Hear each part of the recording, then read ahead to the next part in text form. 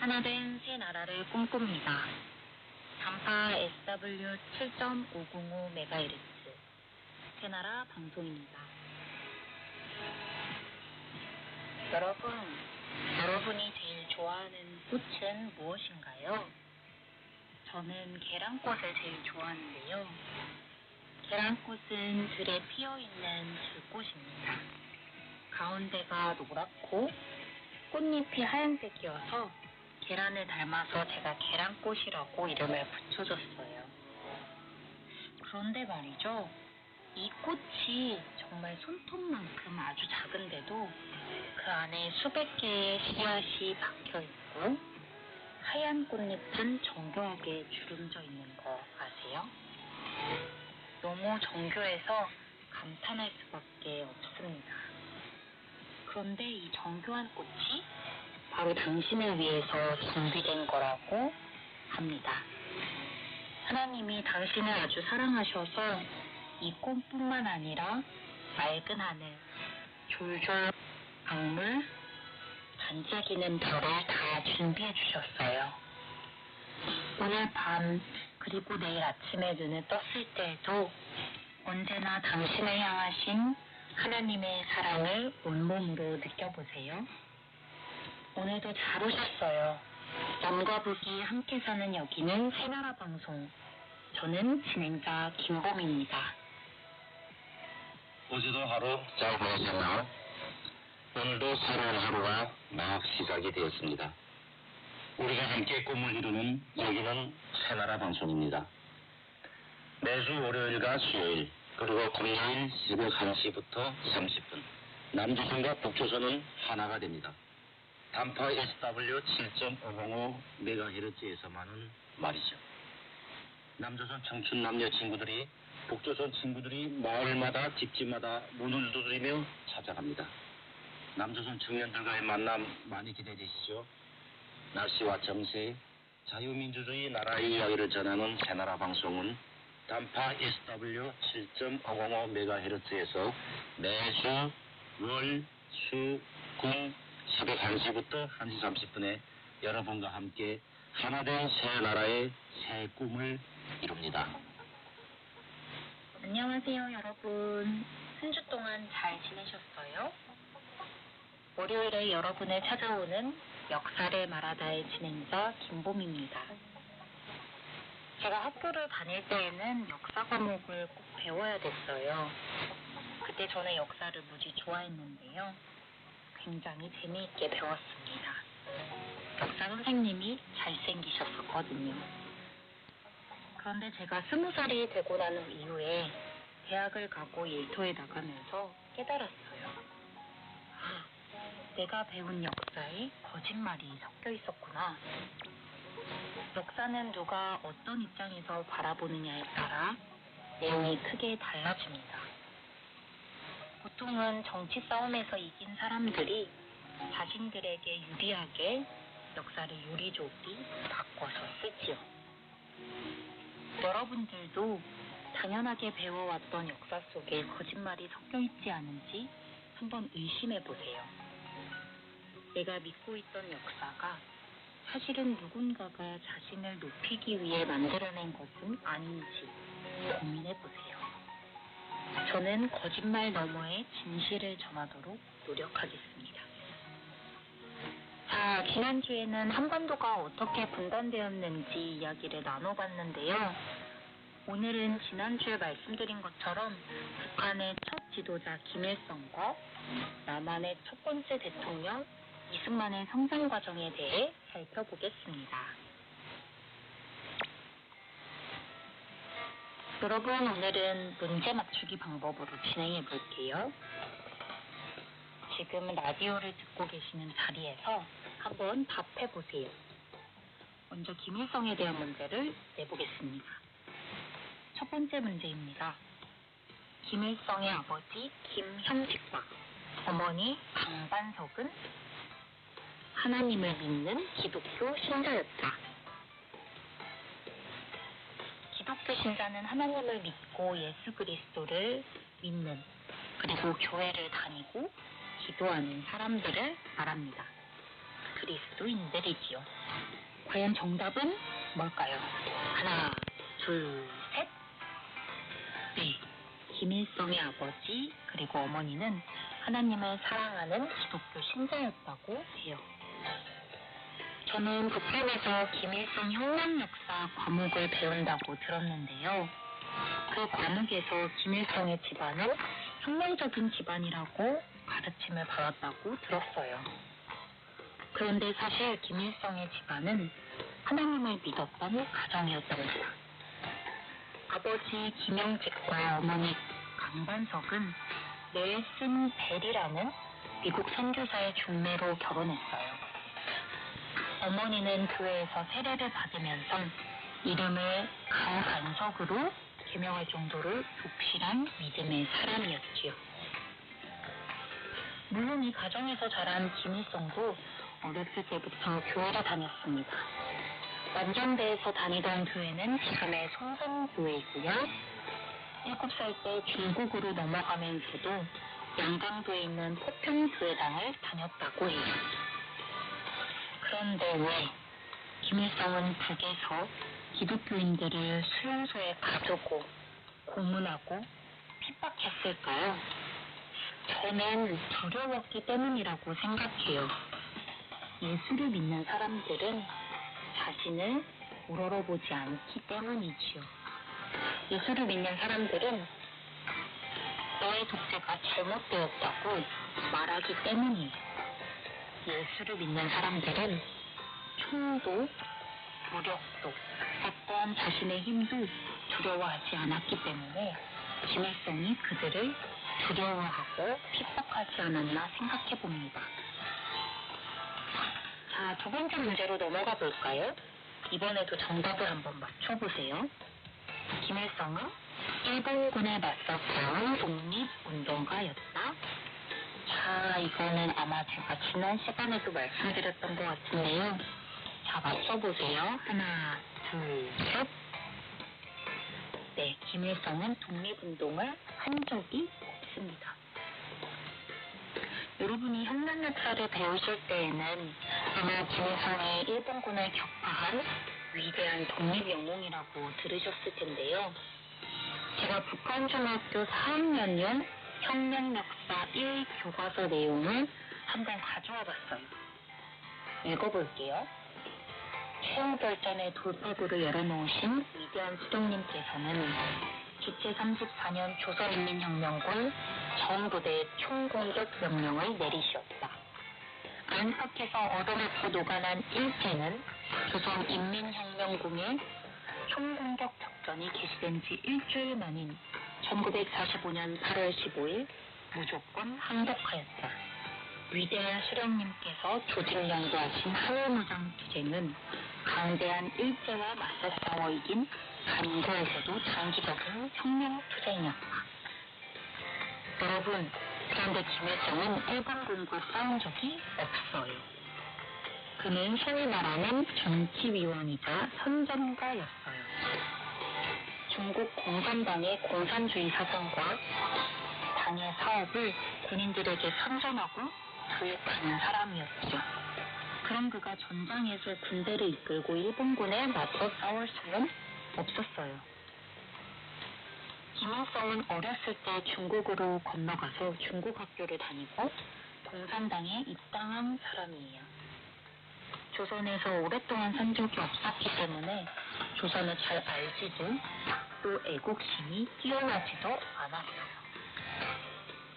그런데 어떻게 북한의 지도자로 오게 되었을까요?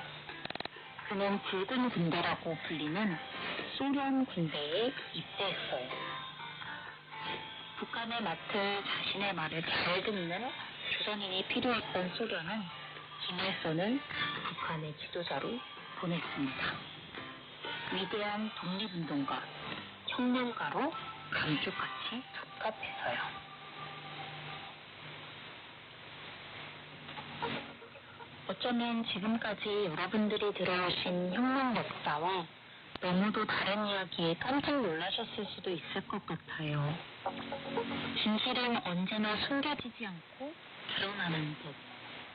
무엇이 진실인지는 여러분들이 잘 고민해 보시기 바랍니다.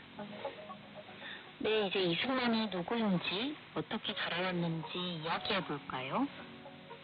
사실 제가 학교를 다니면서 역사를 배울 때는 이승만 대통령이 독재자라고 배웠어요. 미국의 조선을 팔아넘기고 한반도를 분단하게 만든 사람이라고요. 그런데 역사를 제대로 배워보니까 그런 분이 전혀 아니었어요. 이승만 대통령은 누구보다도 조국을 사랑했고 나라를 지키려고 애썼던 인물이었습니다.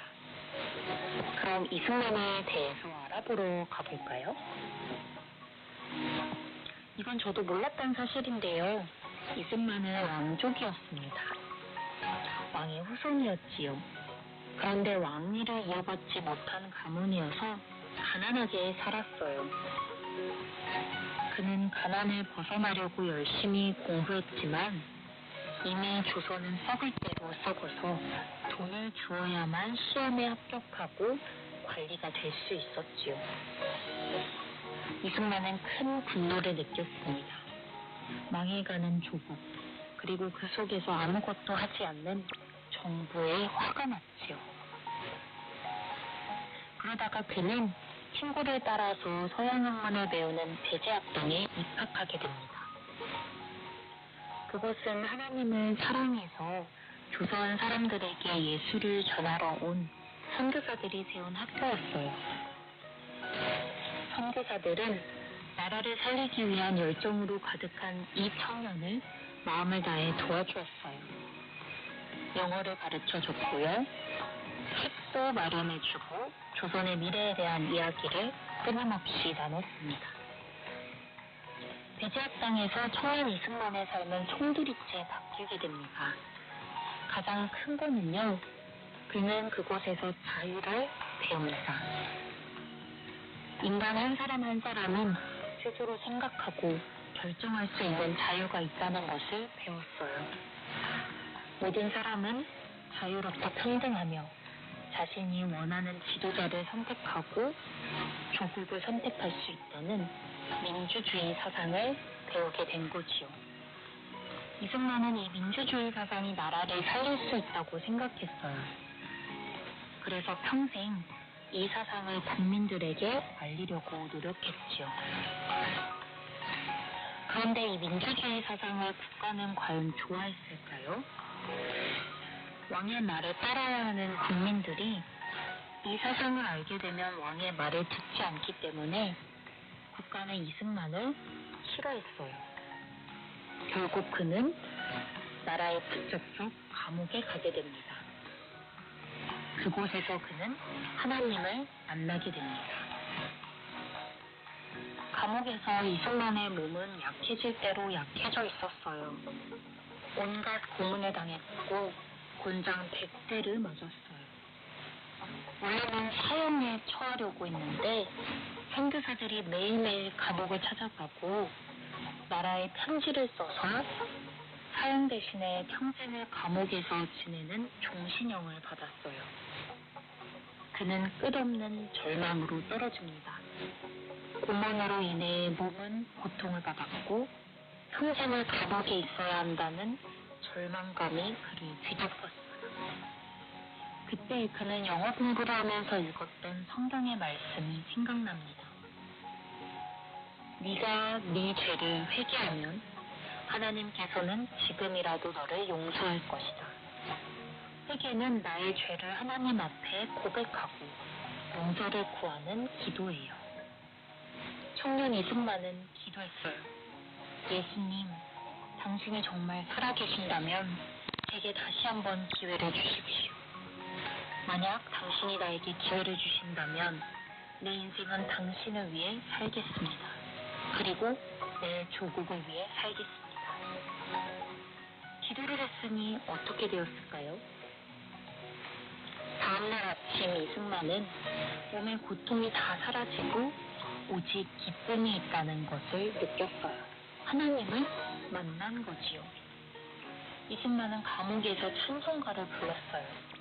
감옥에 무시무시한 전염병이 돌았을 때도 손수 죄수들을 간호하고 보살폈어요. 죄수들에게 성경을 읽어주면서 40명이 넘는 사람들을 예수를 믿게 했습니다. 내 주 예수 계신 곳이 그 어디나 하늘나라. 이 찬송가의 가사처럼 감옥에 예수님이 오셔서 천국으로 바뀌었습니다. 감옥에서 나온 뒤 이승만이 조국의 자유를 위해 한 일들은 셀 수 없이 많아요. 김일성이 소련의 앞잡이로 공산주의 나라를 세울 때 이승만은 자유의 나라를 세우기 위해 노력했어요. 이승만이 마지막 숨을 거둘 때 그는 이렇게 말합니다. 나라를 한 번 잃으면 다시 찾기가 얼마나 어려운지를 우리 국민들은 잘 알아야 하며 경제에서나 국방에서나 굳건히 서서 두 번 다시 종의 멍에를 매지 말아야 한다. 여러분, 북한 땅은 김일성 때부터 얼마나 오랫동안 종의 멍에를 메왔습니까? 자유는 사라졌어요. 국민들은 죽어가고 있습니다. 이제는 종의 멍에를 벗을 때입니다. 함께 기도합시다. 자유를 위해 일어납시다. 남한 땅에서도 북한의 자유를 위해 함께 손을 모으고 있습니다. 오늘도 늦은 시간 방송 들어주셔서 감사드리고요. 다음 시간에는 6월 25일에 일어났던 한국전쟁 이야기를 들고 찾아올게요. 노래가 이어집니다. 이번에도 지준왕님이 부르신 노래예요. 교회라 부르네. 듣고 오실게요. 소망이 끊어지고 스즈나 베들레헴 내게 낯선이고 여기까지 왔네 이미 내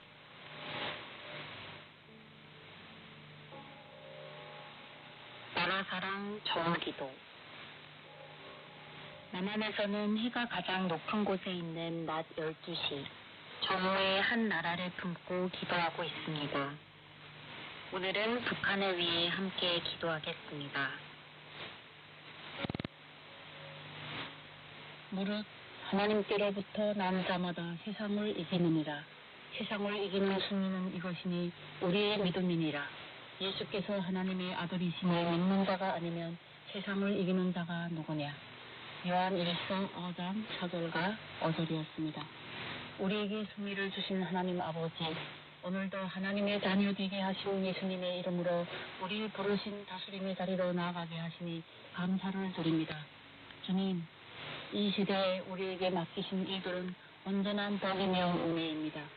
우리를 영원한 나라의 상속자로 삼으신 아버지로 인하여 지금 겪고 있는 고난은 최고의 복을 취하는 진입로가 됨을 믿으며 대한민국의 교회를 올려드리며 나아갑니다. 주님, 지금 이 나라에 일어나는 일은 모두 하나님을 대적하여 교회를 흔드는 일입니다. 그러나 이것을 통해 마음을 낮춰 다시 하나님을 바라보는 눈을 열어주셨습니다. 사단의 나라는 어떤 일이든 이 땅의 사람들과 주의 백성을 세우거나 끌고 가려 하지만 이 나라에 펼쳐진 어둠에 더 이상 두려워하지 않고 어둠과 무질서와 깊은 공허의 역사를 예수 그리스도와 함께 이기고 다스리기를 결단합니다. 또한 이미 이김을 우리 것으로 주셨으니 오직 믿음으로 대한민국을 품고 기뻐합니다. 주님, 오늘도 여전히 회개하는 것은 사단의 나라를 밟아 이기는 교회의 권세를 잃어버리는 시간을 살고 있다는 것입니다. 때마다 회개하고 결단하지만 다시 힘없는 자리로 돌아갈 때가 많습니다. 우리의 어리석음과 불신을 용서하여 주옵소서. 예수님의 보혈로 더 씻어 주옵소서. 틈을 내는 연약한 사람이 주는 유혹을 다 씻어내고 다시는 밀리지 않고 멈추지 않는 믿음으로 주님을 놓치지 않도록 강하신 손으로 붙잡아 주옵소서. 우리도 주님만을 의지합니다. 그래서 교회된 우리가 있는 곳마다 거룩하신 주님이 임하시는 하나님 나라가 되고 이 나라를 정결과 순결이 넘쳐오르는 나라 되게 하옵소서.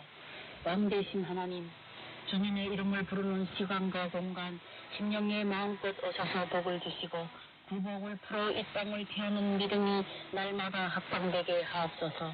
이 합당 가운데 개인이 변화되고 가정이 예배의 중심이 되어 지역과 나라에 주님이 다시 오시는 길을 여는 회복의 일이 멈추지 않게 하옵소서. 오늘도 복음 통일을 위하여 부르짖으며 기도하는 교회에게 성령의 능력을 더하여 주옵소서. 우리의 작은 소리에도 신실하게 응답하시는 예수님 이름으로 기도드립니다. 아멘. 아멘. 오늘의 저녁 기도는 서울에 사시는 이 목사님께서 함께 해주셨습니다. 바로 오늘의 날씨와 뉴스 정보가 이어집니다.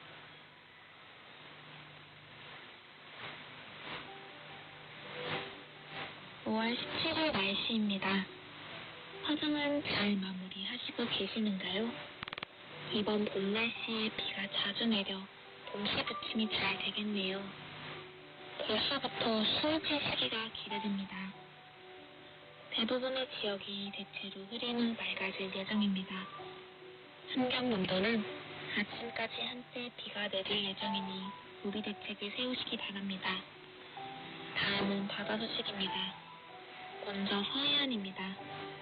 서해 앞바다, 먼바다 모두 오전에는 구름이 많고 오후에는 맑을 예정입니다. 서해 앞바다 파도는 0.5에서 1m가량 이르며 풍속은 최저 7에서 최고 25km로 불어 고기잡이 하시기에 좋을 것 같습니다. 서해 먼바다 파도는 0.5에서 1.5m가량 이르며 풍속은 최저 11에서 최고 32km로 불어 고기잡이 하시는데 주의하셔야겠습니다. 다음은 동해안입니다. 동해 앞바다, 먼바다 모두 오전에는 한때 비 소식이 있으니 우비 대책을 세우시기 바랍니다. 동해 앞바다 파도는 0.5에서 1.5m가량 일겠으며 바람은 최저 22에서 최고 32km로 불겠습니다.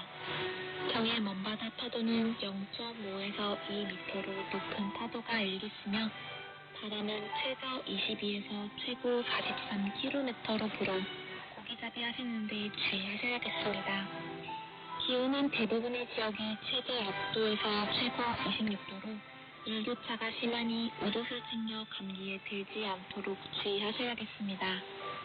이에 비해 무산 지역은 최저 기온 2도, 최고 기온 18도로 오전에 기온이 다소 낮을 예정이니 너무 얇지 않게 옷을 입으시기 바랍니다.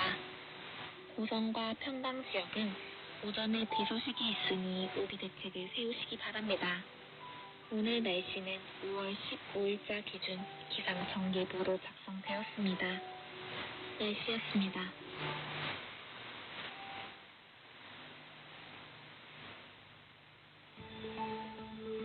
다음은 뉴스입니다. 북한 함경북도 온성군에 속한 한 보위부 직원이 중국으로부터 밀수꾼의 시신을 넘겨받은 후 유족과의 상의도 없이 자의적으로 시신을 화장해 가족들의 울분을 터뜨린 것으로 알려졌습니다. 보위부는 시신에 코로나 바이러스가 묻어 있을 수 있다면서 자체로 화장하고 가족에게는 뼈가루만 넘겨줬다고 전했습니다. 시신으로 돌아온 북한 주민은 온성군에서 오랫동안 밀수일을 해온 50대 초반의 남성으로 보위부는 올해 1월부터 행방이 묘연한 그의 탈북을 의심하면서 행방불명자로 등록해 놓은 것으로 알려졌습니다. 소식통에 의하면 보위부에서는 이 주민이 중국으로 넘어가 개인 집들을 펴며 도적질하다 중국 사람들에게 맞아 죽은 것으로 추측하고 있다며 밀수꾼의 가족들에게 국가가 그렇게 눈을 밝히고 국경을 지키고 있는데도 도강했다며 진짜를 찾아갈 생각을 아예 말라며 가족들을 나무랐다고 전했습니다. 이후 보위부는 시신을 화장하고 뼈가루를 가족들에게 돌려주면서 국가 방역 규정에 따라 시신을 불태웠다고 통지했습니다. 뼈가루만을 전해받은 가족들은 당장 먹을 것이 없고 가족 모두가 생사기로에 놓여있어 떠났다가 시신인지도 알 수 없는 가루로 돌아왔다며 울분을 토했다고 전했습니다. 이번 사건에 대해 전해들은 주변 주민들은 50대 주민의 사망을 놓고 굶어 죽게 생겨 떠났다가 화를 당했다며 안타깝게 여기며 동정하는 분위기라고 소식통은 전했습니다. 이상 뉴스를 마칩니다. 오늘도 여러분과 함께해서 참 즐거운 시간이었어요. 올해 수요일에는 명작을 읽어주는 남녀 책방이 준비되어 있습니다. 수면화 방송은 남과 북이 하나 되는 그날까지 여러분을 찾아옵니다.